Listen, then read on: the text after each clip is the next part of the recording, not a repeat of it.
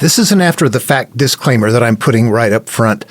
This video is about the afterlife, but it wanders around between the material, the interpretation of the material, the psychological impact of that, the healing process, and the afterlife that is taught about from antiquity. So I'm linking that all together. So I'm going to thread back and forth between the understanding of the material and what I suspect the afterlife to be, if there indeed is one, that it wouldn't be somewhere that you like pulsating, like you come from, you start someplace, you go here, then you return back to, but more of a constantly evolving, moving along, that if there is an afterlife, it would be an evolutionary process. It would be something that we haven't experienced before. Esoteric Dave leaves me messages sometimes that I want to reply to just because the channel is so quiet. There's nobody to talk to. You can see I've gone from my studies, what I've done, up to, let's go throw some stuff on David Paulides. There's somebody over here a comment, I don't know. There's just no way to get any attention. I believe I got messed up one time. I think somebody that was trying to be helpful a few years back, they asked me what would happen if I just had a bunch, that I could buy names to put on there and make the channel look bigger. And I was like, oh, no, I don't want to do anything like that. I don't know how it works. I'd rather just let things be the way they are. And within about a month, I had gone from like 15 or 150 to 200 people up to like well over 2,000 or something like that. Suddenly there's a jump up of membership with nobody ever watching videos. And quite honestly, I think that's what destroyed the channel and the algorithm right there. It just made it look like, it's a fake channel. It did. It made it look like a fake damn channel to YouTube. So that's when the count jumped up, you can see that the videos are not being viewed. They're not being liked. They're not being shared. Nothing. It killed my channel when somebody dumped a bunch of fake. Yeah, anyway. Okay. My name is Dan Paulson. I want to respond to Dave here. That's the way that goes, huh? Maybe it kept me out of trouble, keeps me out of frustration. It's hard to talk to Christians and these really anti-theists sometimes because they are so confident and they're so idiotic. They don't think. They just talk like they know something and they need to they're not thinking through. And if you try to reason with them, they don't have that reasoning ability. So that's going to be a significant part of this, Dave, when we're getting into it, as well as I've learned now. When I started doing this, I didn't think much of myself. I'm just some regular guy, some average Joe. As I get into it and I continue to work along, I begin to understand that I've got a cognitive thought process that is not shared by other people. I can work through things that other people are like, I don't even know what you're talking about. Meanwhile, it seems kind of regular to you. People tell you things like, you think too much. Why don't you just, take it easy, let it go? And meanwhile, you're thinking, how come you guys don't think about anything? What the hell's the matter with you? We're different. Okay, we're going to figure it out. They never will. Here we are in public with the masses of people that will never figure it out, while you're somebody that has a brain type that will. But it also takes time. This stuff is very old. They did not live lives like we are living today. We're in such humongous modern day biases about we don't know what it's like to sit doing nothing for a lifetime and how important these would be. This would be equivalent to their World Wide Web. Memorizing these stories, passing them along, and working out the puzzles. That is what kept millions of people from sitting around going, let's cut some rocks and grow some grass. No, they were intelligent people doing intelligent things, and it's very evident in what they left behind. And today, boy, the highest level, most confident Christians are dumber than boxes of rocks. Just idiots. Are you a Christian that's high level like that? Bring it on. Bring it on. Let's talk. Okay. Dave, everybody else, what would the afterlife be? Let's get religion and all that supernatural creation stuff out, because nature is what we're going with here. But is it possible that there's an afterlife? Look, it's possible there's a life. Let's talk about it. All right, let's go ahead and read Dave's comment here. This was on a video that I posted where I'm just talking about how I kind of visualize, possibly, that the universe expansion can be explained by the continual creation of new energies that are being mixed, but that are outside our range of, we don't interact with them. that they're all happening out there, but yeah, they're bubbling and roiling and everything else, but it's energy that we just don't interact with. So that space is continuing to grow, but the matter and the mass is densities being brought along for the ride, being maintained in gravity. But that space in between, it's all expanding because more stuff is being created. All right. Our ability to hear is also limited to a narrow range. We are also very limited in the sounds we can produce. Okay, so yeah, we can see, hear, make sounds. All of that is electromagnetic radiation.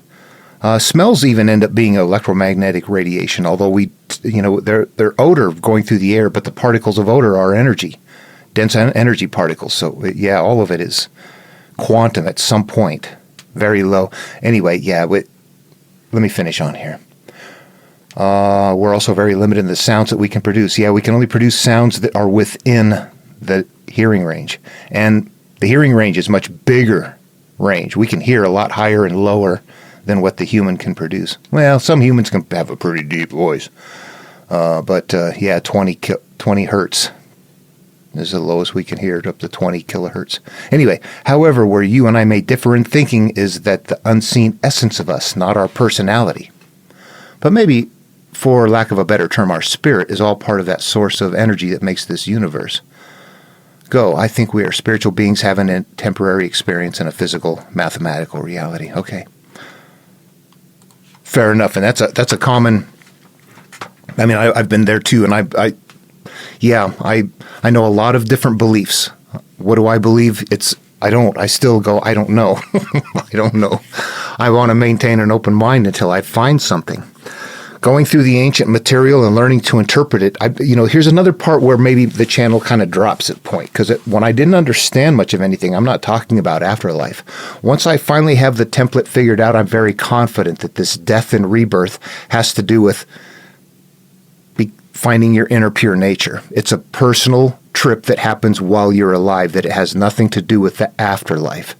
And that, I think a lot of people are not interested in hearing that. Even if they think it's true and they go, yeah, that might be there, but I don't want to listen to that because it's disparaging. That's it. Life, this is it. That's all I get. And I get that. Life is very emotional. We live life mentally and are driven emotionally. However, we're thinking and processing all the time, so we don't get to that level of understanding. We don't realize we're operating at a higher level, but those are the basic drives. Okay, so what am I getting at here? Let me just talk vaguely, I guess, about things. This is where you just have to put on your imagination, too. There's no classroom that's going to teach you this. You can go get a degree and you're not going to come out and be able to have this conversation. So at some point I realized the degrees are, there's something that people look for now. That's another reason people are going to say, I don't know what this guy's talking about over here. He doesn't have a degree, while somebody over here has a degree that he's not saying the same thing. So they give credibility to people who have written books or have a degree or something like that. When if you really stopped and thought about it, you would realize that people who understand this in antiquity, they didn't read or write. There were no degrees. They processed it. It was something that was accessible to the human through your own personal capacity to comprehend it and the desire to do so. If you had those, it was for you. You didn't need to go to school and learn about the history of Moses, really, and whoever else might have had a similar story or version or things like that. All that stuff you're looking back going, yeah, that's a crossing of the threshold right there. Let's move on. Stop looking for the historicity of it and whether the person was real or not. That's a crossing of the threshold. Let's move on. People can't get there. It's a myth. It's a myth that's following a common template from antiquity. How did I get there? Look at me. See what I'm stuck on, where my mind is. That's the track. I'm supposed to be talking about afterlife, and where am I? Where am I? What the hell happened there? Sorry, Dave. Okay, I'll get back on track. Campfire chats. I better pass the libations here. Somebody else take this bottle from me. I'm blabbering on here. All right, so first, some things I want to talk about. I think that, if you look at the universe in the beginning and go a big bang and all that, what is it? What caused the collision?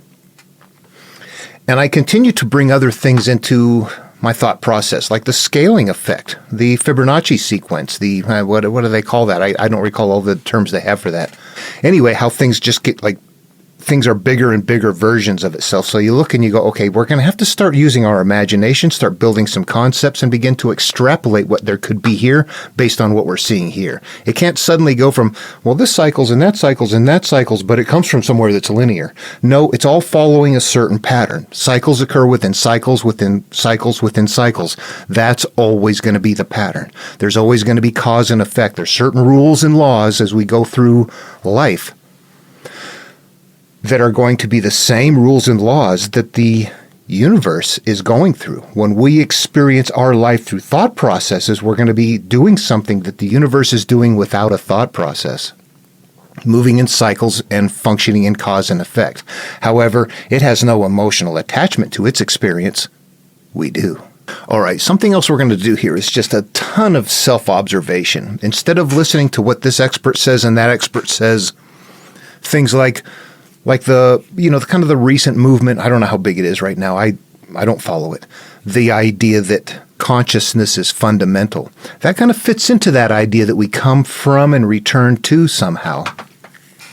And you can say, well, sure, we come from and return to. We're energy, we never leave and we go back. But there's a consciousness that's happening in that process. Are you saying that consciousness is always there and then it's here during life and then it goes back? What is the implication of making a claim like that we come from and return to? It doesn't say in what state. I don't remember any life before being a child, not even an infant. I don't remember it being an infant.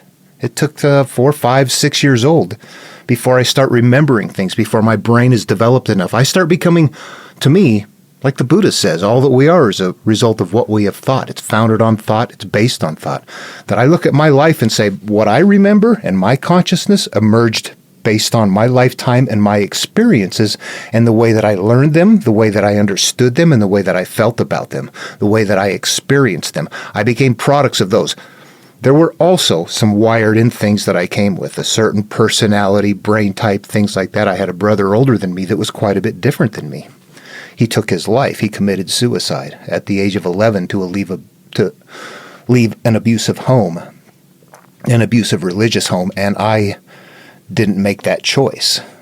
So I remained there in the religious abusive home, becoming more abused. So at some point, you're trying to work through these things, and that's where you realize things are going in cycles and cause and effect is causing you to have your life that way, and you have to, and everything hinges upon this point where you had an experience and you judge it. And that judgment continues to grow through life. I didn't like it when I was a kid, but now I'm so pissed off about it I could kill somebody over it. It continues to get worse through life, unresolved. And we live through these experiences and their memories. They're not who we really are, but we allow them to take over. We have to go resolve them. And that's what this entire process, here I'm going to the, I'm drifting back, I'm sorry. That's what the entire monomyth is, the process of going through that healing. And why does it happen over and over again? Because we have a lot of things. Okay. But that's the way the universe is working too. We're not violating the laws of the nature. Here's another really perfect reason why it's not popular. Here, listen to this right here. Hey, you got a lot of issues. Let's talk them out until you feel better. Yeah, you're not going to get a lot of takers. This is a personal choice. You got to say, I'm tired of my freaking life. If you don't get there, you don't start the trip. If we understand the way the universe works, we can understand the way we work, but we have to know that we have the complexity of having self-awareness and emotion that is attached to our cyclical and cause and effect driven life experiences, that we are having emotional feeling experiences within the realm of that. In its simplest form, what it means is you take that experience that you've judged as shame, pain, hurt, whatever it is that is something that is derogatory, that makes you feel fearful, and you work on it mentally and talk it out with people and resolve it until you go, it doesn't bother me anymore. Because the seed of that right there is an energy is an emotional energy. It's like if you can imagine that it's a sound, that it's sound is the same thing. It's an energy, but it's in hearing range. This is a feeling. However, we're picking it up and sensing it and radiating it in space amongst each other from our central nervous systems. That's the sixth sense. People get overboard with that stuff, but you can feel and you can sense. I can. And I've had things happen that I have to explain in some way.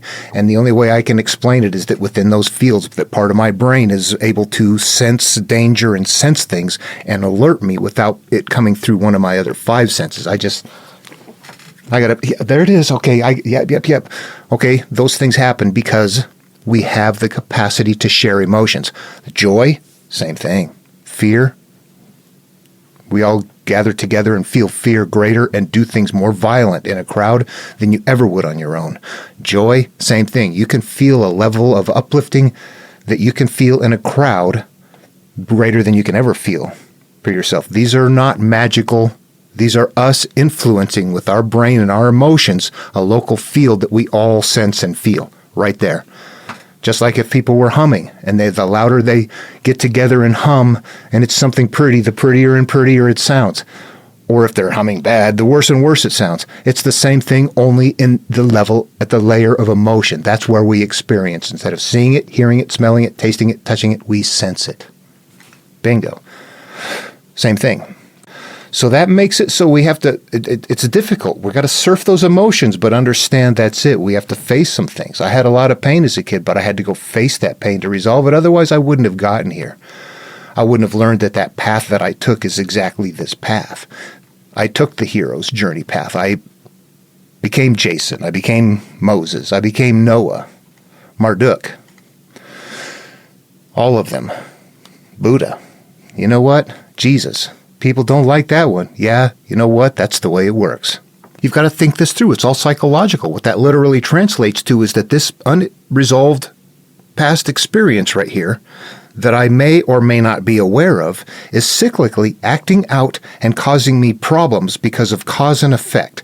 And if I want to change the cause and effect and the cyclical output of this, the nature of this repeated, you have to recognize it's a repeating cycle. Even if you're going different places, and it continually happens, you have to understand you're in a cycle and that you are controlling the cycle, okay?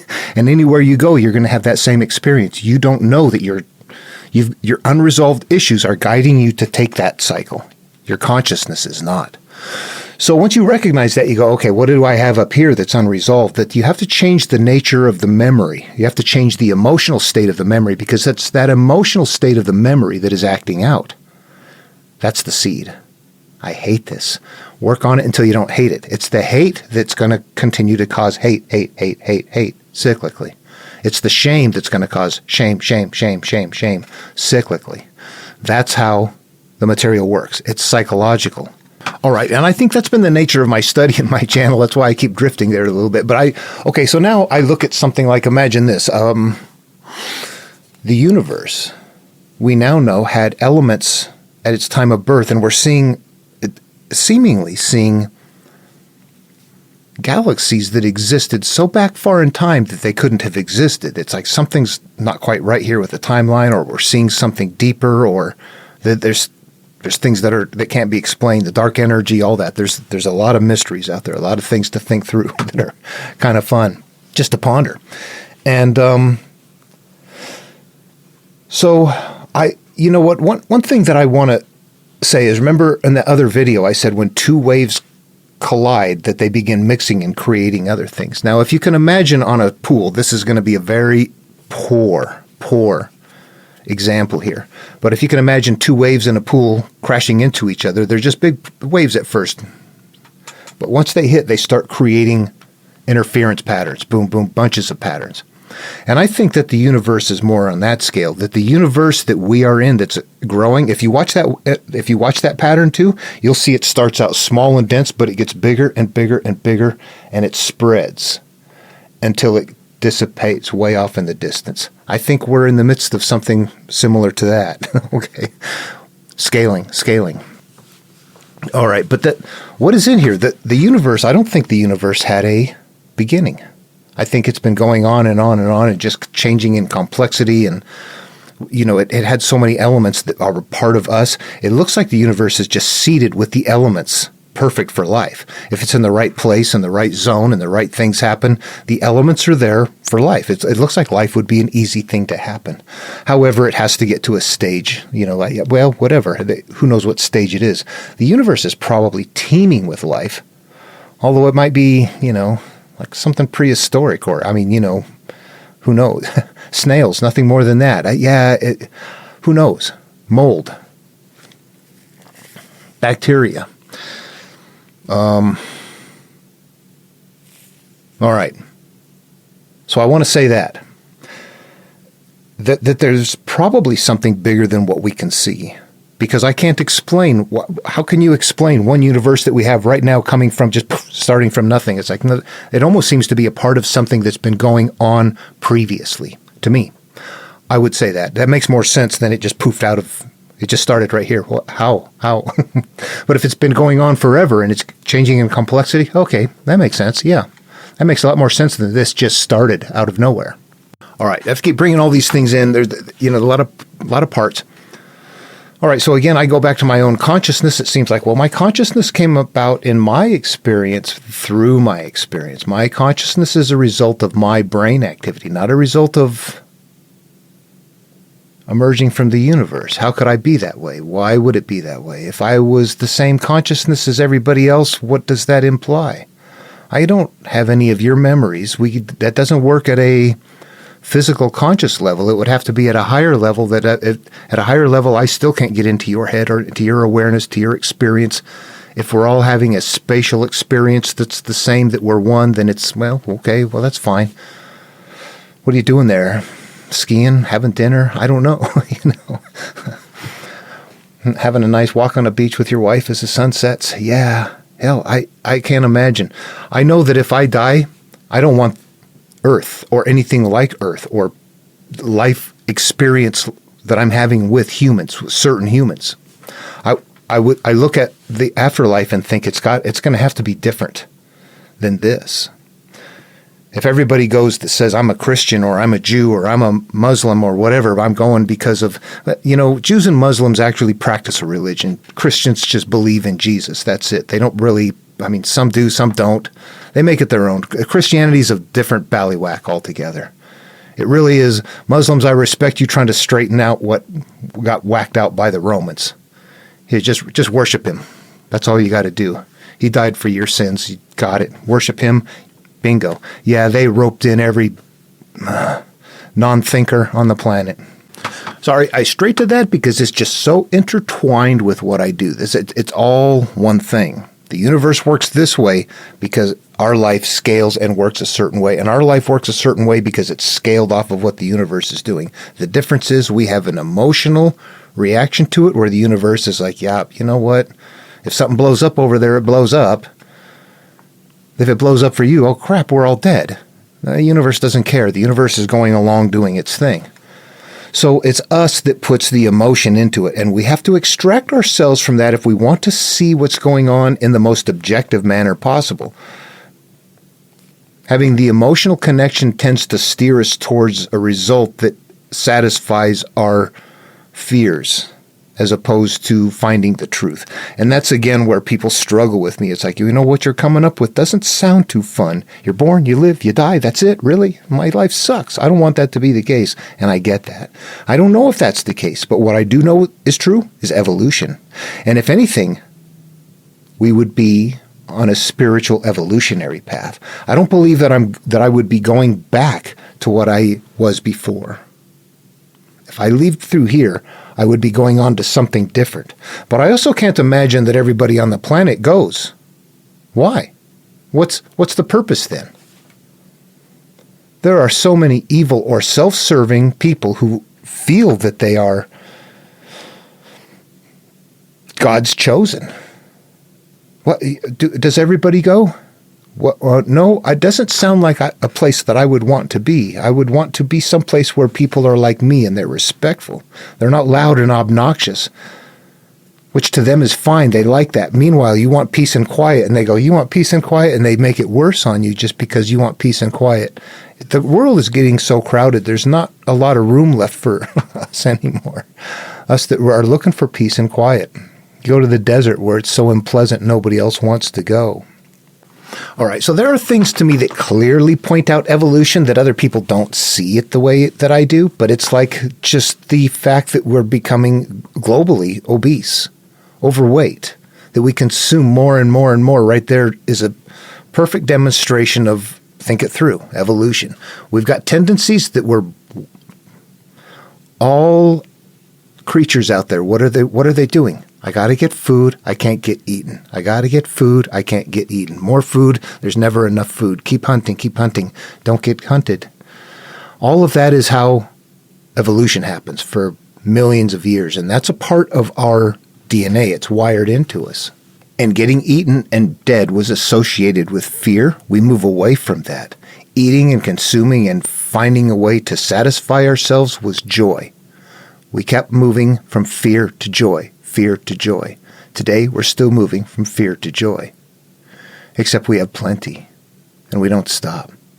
So now what happens is we get to a point where we have a way to produce lots of food that is unhealthy, lots of food that is processed food, and people, instead of saying, you know what, I'm only going to eat what I need, I need more food, I need more food, they need more food. People that are overweight sitting there eating proves evolution. That's somebody that thinks they need more food when they don't. They're not living the right life anymore. You're supposed to be active and hungry. Now we're sitting down and fat, full. I guess the question there is, how does that imply to an afterlife? What does it mean? It's just really pointing to the idea that we are evolving and that evolution is in place, and that if things scale, then we are not likely going from a highly evolved consciousness to a life experience back to that highly evolved consciousness. To me, it would make more sense that we are evolving in the same way that carbon, hydrogen, oxygen, a teaspoonful or tablespoonful of, salts and metals make up a human that becomes conscious and becomes aware and has awareness, self-awareness, and the capacity to think that from this pile of chemicals emerges a combination of those chemicals that lives and breathes off of consuming more of its environment from where it comes from. And it has life from non-life. From a pile of chemicals to an existing human occurred. Therefore, is it possible that this human's awareness can move on in a different state? That would make more sense to me. However, what justifies it going on? If it's that simple, everybody goes. And you go, that's disparaging. Everybody? Really? Damn it. You can do whatever you want to? It doesn't matter? Yeah, it sounds that way. And then you go, man, I don't like that. I don't like the sounds of that. Yet the universe doesn't care about things. I mean, here we are trying to figure this stuff out, I know. But I think that if I was if we're somehow seeding, okay, now we bring in the whole alien thing, popping in, popping out, different dimension. There might be somebody out there going, you know what, this is a nursery down there. And which one of you guys down there can emerge from it? You're a bunch of assholes down there. Overpopulating, greedy, taking care of yourselves, screwing everything possible. Judging other people for screwing everything possible when you screw everything possible. What a bunch of hypocritical, tribal humans down there. No, I don't want you over on this side of the dimension. You suck. You guys over there that got it figured out, you can come across. I would be happier with something like that. You get to come across over to this dimension because you figured it out from that simple place. You emerged up into something more intelligent, something that the universe is worthy of, something that's not going to go around and killing everything it's scared of and judging it and putting yourself above it and looking down upon it like it's nothing there. You're going to respect it better than that. That's who gets to go. The people who figure it out, the people who rectify their lives. But then I think, well, My brother Larry was 11. He never got a chance to figure it out. Does that mean he didn't get to go? Is that fair? Maybe fairness isn't a part of this. It's personal. It becomes very difficult when you start thinking through at a level of what about this, what about that, that just begins to encompass things in places where people don't like to typically go mentally. I've known people, I've tried to talk to Christians before. I tried to talk to them about certain things that they would very quickly shut down and go, yeah, I don't even want to talk about that. I'm happy with my belief. Leave it alone. Please don't talk to me. It's like, oh, yeah, you got to shut that down right there. This is not a comfortable place necessarily for everyone. So it's hard to say, yeah, I would be okay totally with the idea that this is a nursery and only the souls that get to go that are people that know that there's a difference between good people and bad people. And that has nothing to do with where you come from on the planet, what color you are, or what your orientation is, or whether you're a male or female. There's a difference between good people and bad people, period. That's it. You're one humanity down there. If you can't get beyond the tribal nature, you get to die right there. However, if you figure out that you are part of a bigger whole, all right, you got it. You're worthy of being here. You're the kind of person that we want over here because we know that you're going to do the right things because it's the right thing, not because it's serving you. You're not going to do the right thing because somebody's watching. You're going to be doing the right thing when nobody's watching because you're going to know it's the right thing, and your heart and your compassion is going to force you to do the right thing. You can't do the wrong thing. It will hurt you. You get to come over. But you know what? I'm well aware of the fact that that's the story I make up in my head. But, you look and you go, I don't see any, if there's anything beyond there, that whole, just worship Jesus and yay, you're going, all that, that's such baloney. It's so simplistic. It's like, you know what that's designed to do is to keep you in your tribal area right there and to just, shut you up and keep you happy till you die. There's something in the material that they're not interacting with. And the atheist or the person that is the anti-theist, they're in no way, shape, or form interacting with it either. The biblical scholars, they're not interacting with it. When I talk to people, I just get stonewall. Nobody even wants to hear it. Oh, another one of those monomyth guys. Yeah, whatever. The template. Sure, whatever. Right, buddy. Have a nice day. Another wacko. Man, it's hard to see. When you see it, you go, shit, it's everywhere. Damn it. I got it. I see it. But it's very conceptual. It's old, and you're not going to learn it in college. Your degree's not going to tell you this. It will not. Your degree is going to give you an ego that's going to make you say, this guy doesn't know. But you have to put yourself back in their time. How many people had degrees back then? You know what? For you, for a person like that, it wouldn't need to be a degree because they're just preaching it anyway. They're not understanding that this is something that plays out in the mind, and that this is actually a mechanism that works in the imagination. They're just telling it to them like it's a story, and they're going to walk off and do nothing with it and maybe repeat the story. It's much more complex than that. All right, here's something that I understand through my own research with the computer, that if I go to Genesis, King James Version, I'm going to find that people live 900 years old, that there's a 7-3 sequence that I'm beginning to see happen in here, and that 900 is a puzzle to me. I know, however, now by looking at it, 900 is repeated exactly 7 times, and it's occurring with other numbers that's occurring with. It's acting as a 7, as a surrogate, pulling up other numbers. It's part of a code. And you know what? Somebody from 3,000 years ago, some 15-year-old girl from 3,000 years ago could have told me that. Biblical scholar today, you just go, no, they didn't live 900 years. Yes, they did. No, they didn't. You know what? It's a code. You don't know it deep enough. Somebody long ago knew it better than you because they had it memorized, and they knew that that was repeated 7 times. 800 repeated what? 7 times. The Christian, the Jew, they're not interacting with it. Not at all.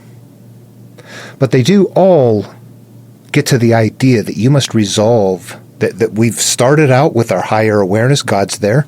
God disappears. Life goes bad. God returns when we learn, I'm not my memories, but that's exactly what's happened. I've lived my life just doing the normal things, living life. Now I'm sitting here going, oh shit, what happened? How do I fix this? I don't want to live this way.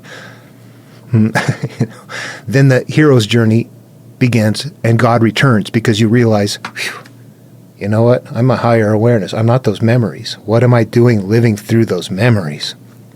I got to turn inward. You're going to cross the threshold. The story just begins to unfold in the most beautiful way, but you almost have to take the journey in order to understand how it works. In fact, the first verse of the Tao Te Ching, the Tao that can be told, it's not the eternal Tao. You work that through, and when you finally figure it out, it means the Tao that can be told is not the eternal Tao, but the Tao that is taken is the eternal Tao. This is your trip. It has to work out in your head, or you'll never get it. I can talk all day long, and it won't make any sense. You got to sit down with a story and go, okay, I'm going to make this mine. That's how it works. And if you don't do that, you won't get it. Biblical scholars, you're not doing that. You're not going to get it. Afterlife, well, according to all of the material, anything that goes beyond here is going to go to a few people, the people who have actually resolved their lives and found their inner purity, the people who find their Buddha nature, the people who find their Christ nature.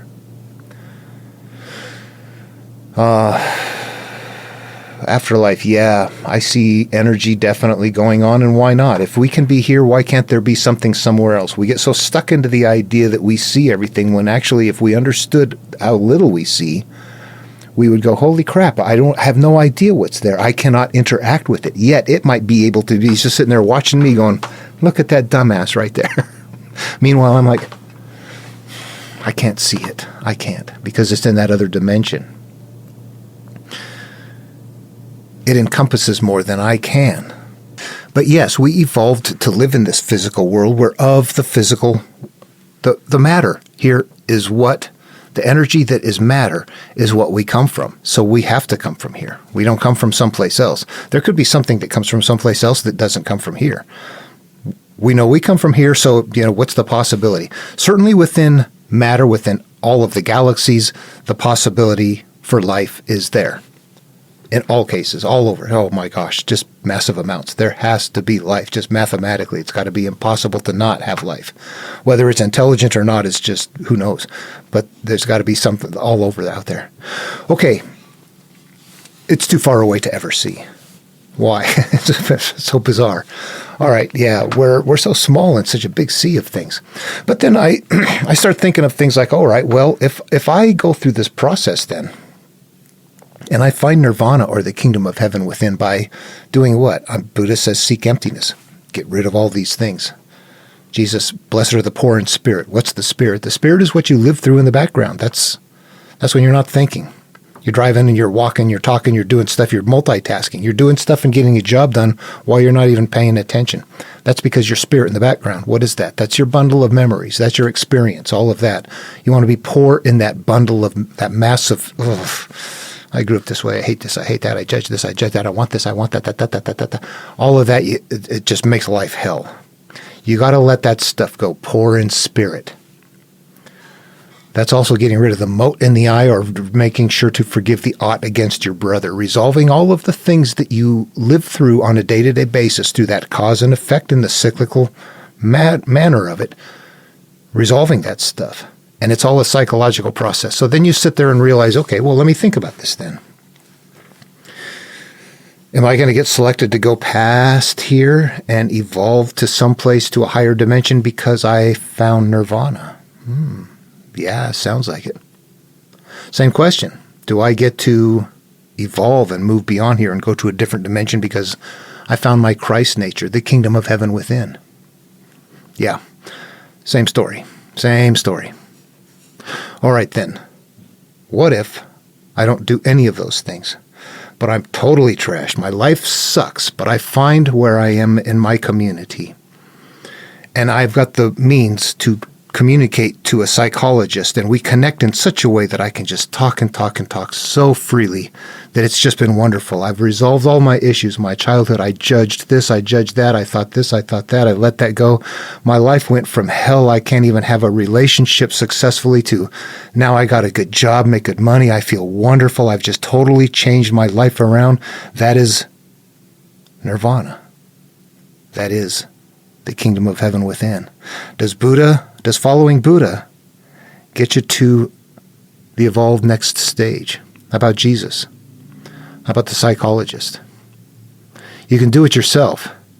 You start thinking about it, though, and going, well, I don't know. If the implications are what then?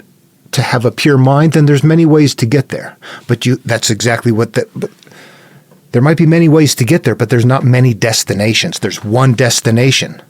The destination is a pure mind. There's many ways to get there because you had your own experiences. You've got your own things to resolve. But it's all about resolving that bundle of memories to go beyond. So that's important to do. But beyond that, when you continue to reason through it, I go, man, you know what? It sounds like wishful thinking. And it may be. But it's still fun to think about. There's nothing you can do except live life and try to have a good time, right? So that's exactly what you do. Oh, rats. Is there nothing? Maybe. That means when I heard Larry's dead in my mind as a child when he was passing away, that was the last he existed, if there's no beyond. If there is a beyond as a child that didn't have the opportunity to work through, there's an innocence there. Is that forgiven? I have my own questions that drive me, my own, I suppose you can call them demons sometimes. They're drives, motors. What makes you go? What makes you look? What makes you wonder? Your own experiences that have brought you many tears and many laughs in life, ups and downs, trying to figure things out. Well, anyway, yeah, this is a campfire chat, isn't it? Good thing we didn't really have the whiskey. We're sloshing around. Hey, did you see that star over there? Don't put another log on the fire. It's too hot.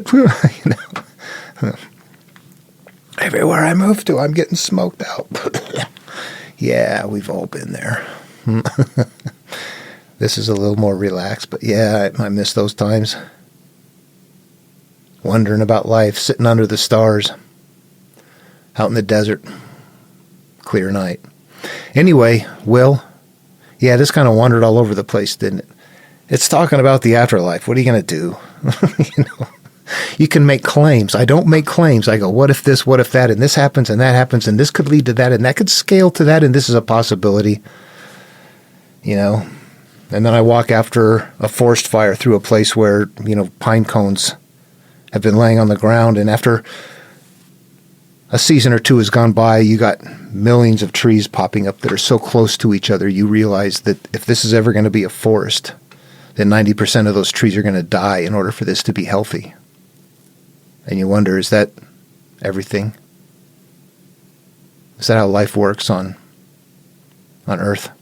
Have a lot of kids because most of them aren't going to make it. Or in our case, have one kid and boy, you better be advanced and the survival is there. I don't want to talk about that.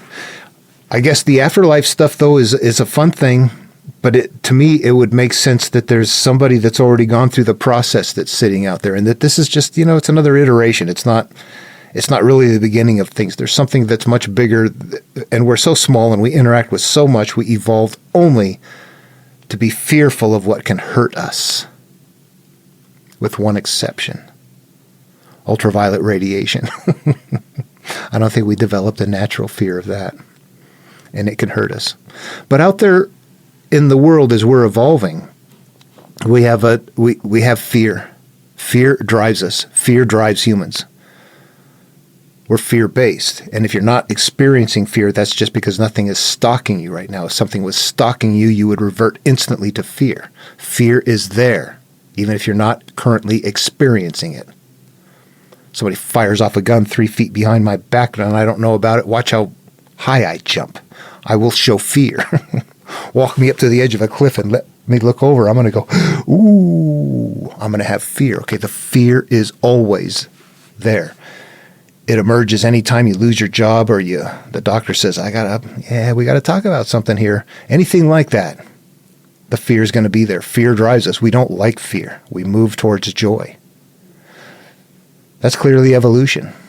We have layers of comprehension and talk and communication and civilization up above that we go, no, I'm doing it because I feel this way, because I love my wife, because I love my children, because of all of these things. And those are all parts of life, of normal evolution. But we've advanced to the point that we don't quite see the core drive, what really drives us. We have too much thinking on top of the drive. We don't know what makes us tick. But we know what to do to resolve our fears. And that's what religion does. It's meant to resolve fears. It does other things as well, though. Right now, it's probably less about resolving fears and more about being a political instrument of a tribal political instrument, absolutely, in the United States. Anyway, okay, my thoughts. I'm rambling all over here. Dave, I'm sorry I went all over and talked about stuff with the template, all of that, because that's really what all the material leads to. But it leads to, what is the afterlife? What have the ancients making these stories and hiding them out? Is there something in there that they found out that they're telling us? They were the masters of antiquity. The Babylonians, as far back then, the story of, the Enuma Elish, the creation story, the Babylonian creation story. What, if anything? And they're really telling us, honestly, that we come about, that we begin to live through our memories, life goes bad, we need to resolve them, clear things up, start over, and then live a life that is a better life. Now live without the drugs, now live without the alcohol, now live getting a job, now live working responsibly, now do the things that are productive in life as opposed to the things that are destructive or the things of childhood or whatnot. Grow up, take responsibility, understand that you are not those memories, live from a higher place, and that will be called reborn. But there's not a lot of you that are going to do this. Many are called, few are chosen. Many become Christians, few follow the teachings of Jesus and enter the narrow gate, which is crossing the threshold for yourself. With Christ's help, I'm going to enter the narrow gate. With a higher awareness, I'm going to turn inward. I'm going to cross the threshold. It's all there. Anyway, so that's how you get to eternal life as far as the material is concerned. But what it is, you start thinking, well, what does science tell us? What is possible? What do we not know? And science is wonderful, but science is like, if there's something in the fourth dimension and we cannot interact with it, we cannot know it. We can't interact with it. You can sit there and go, you know what, because of this and because of this and because of this, from a scaling perspective, you know what, that could explain what we're seeing. And they'll send probes into our 3 dimensions once in a while, and zip, zip, zip, zip, zip, see you later, but then they're gone. It's just like, something's there, but they're not coming from across space. They're right here. That's why if they come and shut down nuclear stuff, if they ever do, that's why it's like, you know what, we're in the same space, you knuckleheads. You can't just blow up an island someplace and think all you're doing is blowing up an island, because in our dimension, you just blew up downtown Manhattan, you morons. You destroyed more than you think with a nuclear device. It didn't remain in your 3 dimensions. Yeah. You know what? If nothing else, it'd make a good story, wouldn't it? Somebody ought to write that. Anyway, okay, that's it. Those are my thoughts on it. And the more you think it through, the more you find, it's like going down any rabbit hole. The more you question it, the more it starts, I find holes in the idea that really beg for explanation. And sometimes you can have explanation, and that is by inferring due to the scaling. And if it happens here, it must happen there, I know that things are cycling here. I look out there and I see things are cycling. Everything is following a pattern. And stuff that's happening constantly repeats. And our life experience is exactly that way. We're living in cycles. However, ours are based on what we're holding on as emotional memories. You can cycle good, you can cycle bad. Things continue to happen that are good, you're still cycling, but you don't worry about that cycle. That's a good one. You want that one. You don't want the one that goes, not this again.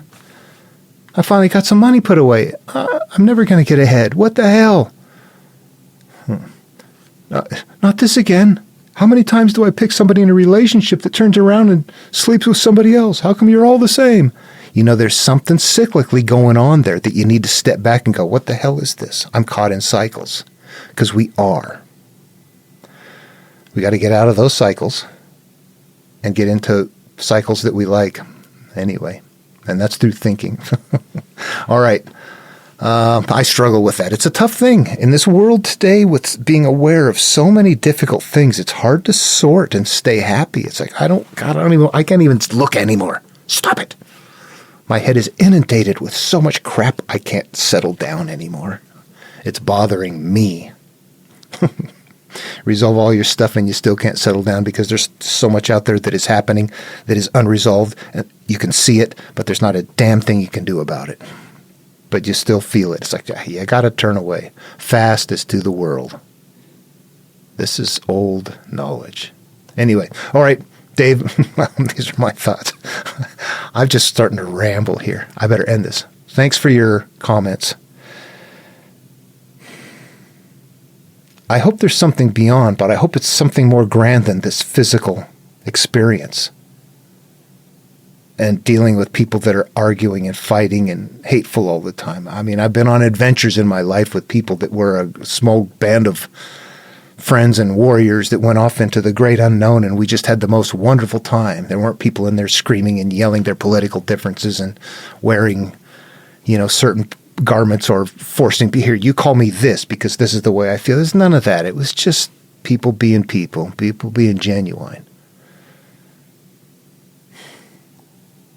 They didn't go to other countries and act like idiots in their subways or doing things like that. Just, all the influencer stuff or things like that. The world is not full of people like that, but we see so much of it that it bothers us. Anyway, yeah, there's people that I would hang out with, but most people I wouldn't. I am an introvert. I sense deeply. So if I'm in a group of people that are all hating something, I don't feel good. Something is off. I have to get away from that. I'm in that environment. You can pick those things out in yourself. If you're in a city and it's like, it's always busy here, but whenever I get out and as soon as I cross the bridge and get in the country, oh God, there's this relief that comes over. You could almost feel when you're getting away from the hustle and bustle of a local, like the sound of frantic, the emotion of frantic, really what it is. But we're picking it up through our central nervous system in the same way we'd see it or hear it. However, since it comes in the back door, we don't really know it. But you have to observe where you are, what you're doing, what's happening, and you begin to go, oh, I can actually begin to experience how to influence this field by what I'm doing. Yeah, I get in the wrong place. Now once I'm aware of it, now I'm sitting here I become aware that I'm totally freaked out in the grocery line, impatient. And then I suddenly become aware of the fact that I'm in no hurry. What am I doing? And you look around and you see some guy over, he's just freaking, you're like, oh, you know what? I'm picking up on that dude right there. And as soon as that happens, boom, you don't feel that way anymore. You begin to notice things like that if you're the right person. You'll be very sensitive. You're going to be introverted. You're going to not be able, sadly, to turn that stuff off. So you're going to have to learn what it is. Otherwise, you're going to sit there and feel it and think it's you when it's not. It's somebody else that you feel and you think, I'm feeling this way. You're picking it up and it feels like it's yours. But once you realize it's not, it stops being yours. You got to learn this stuff. They knew so much back then that we don't now. It's not magic. It's like listening to a sound that you hate and then understanding what it is and going, okay, I don't hate it anymore. That bleating, freaking out sound that I thought was an axe murder happening is just a goat that's having fun playing. Okay, I get it. Now I see what's going on. It no longer bothers me. It's like that. Everything scales. But our emotions screw the hell. Oh, yeah, they mess us up because they steer us around if we're not careful. All right. See you in the next video. I'm sorry this went so long. See you in the next video.